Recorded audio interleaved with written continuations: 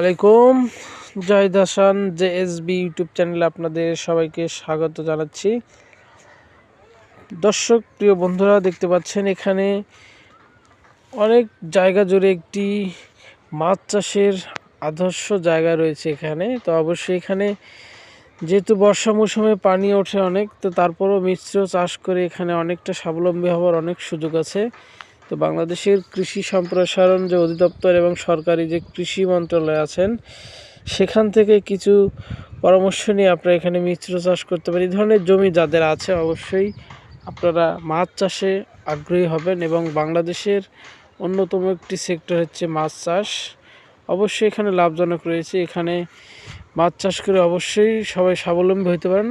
এখান থেকে শিক্ষণীয় বিষয় হচ্ছে ছোট বড় মাঝারি যার যেরকম জায়গা রয়েছে সেখানে এই মাছ চাষে অবশ্যই উপলব্ধি হবেন। মাছ চাষ নিয়ে আমাদের আরও ভিডিও আসবে, দেখার অনুরোধ রইল, এবং আমার এই ভিডিওটা সাবস্ক্রাইব করে দেবেন। ধন্যবাদ সবাইকে।